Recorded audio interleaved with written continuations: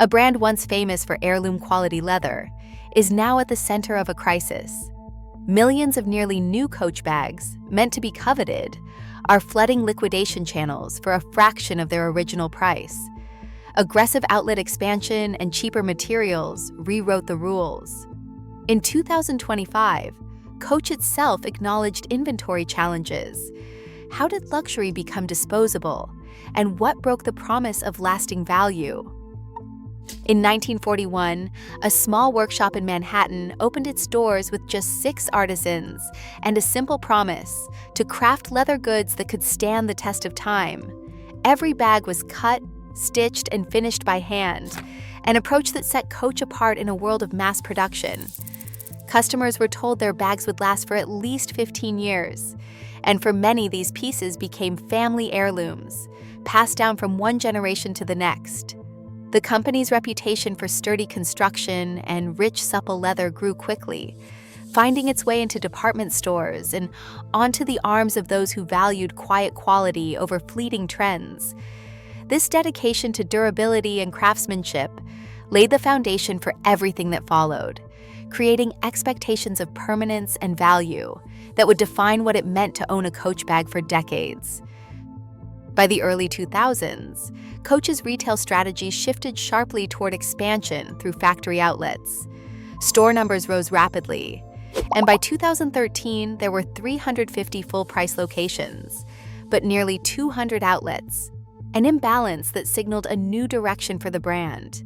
This outlet boom introduced a volume-driven approach, with more bags produced than ever before.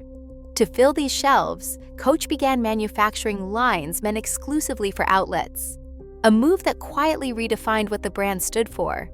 By 2010, about 85% of outlet inventory consisted of these made-for-outlet pieces, built with less expensive materials but carrying the same familiar branding. For retail strategists, this approach delivered quick growth and met rising demand, but it came at a cost. The focus on quantity over craftsmanship set the stage for a market flooded with Coach products, blurring the line between luxury and mass-market goods. In 2016, Coach withdrew from about 250 department stores across the United States, cutting a quarter of its wholesale network almost overnight. The move was meant to halt the downward spiral of brand value caused by relentless markdowns and constant promotions on department store shelves. But as these doors closed, a new problem surfaced. Inventory began to pile up. Products intended for traditional retail channels had nowhere to go, and the company faced mounting pressure to clear unsold goods. By fiscal 2024, Tapestry, the parent company of Coach, reported $6.8 billion in revenue, with Coach still driving most of those sales. Yet in public statements, Tapestry's leadership acknowledged the growing inventory challenge in North America.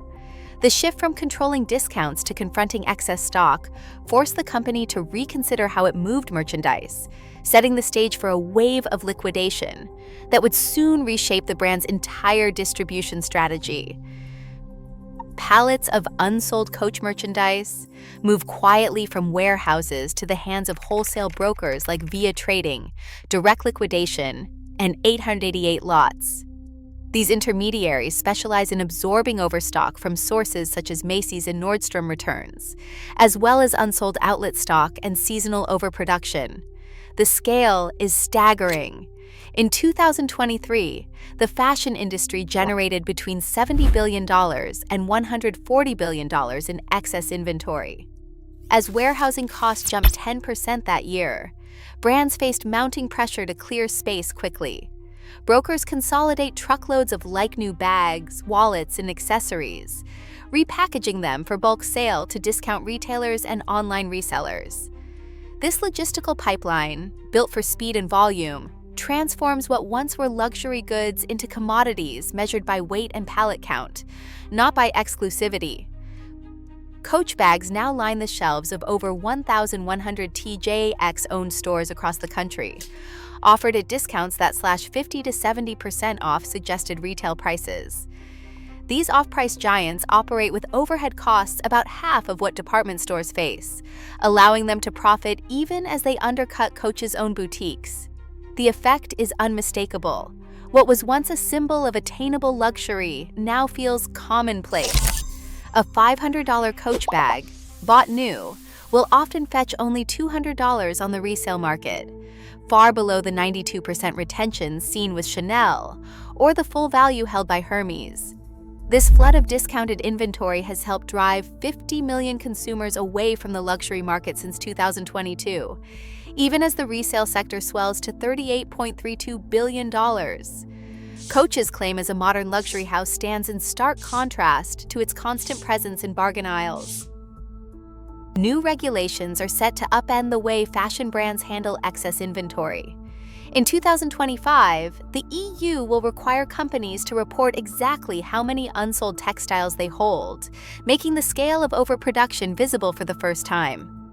By early 2026, it will be illegal in the EU to destroy unsold products, forcing brands to find new ways to deal with surplus stock.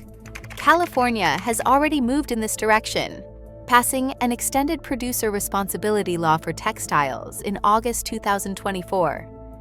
These rules mean brands can no longer quietly dispose of their mistakes. Instead, every unsold bag, wallet, or accessory will need to be accounted for, raising a fundamental question for the entire industry: reduce production, or accept that liquidation is now a permanent part of doing business. Luxury's promise is tested on the clearance rack. As overproduction meets shrinking demand, brand prestige faces its toughest rival, unlimited supply. What does exclusivity mean when anyone can buy in?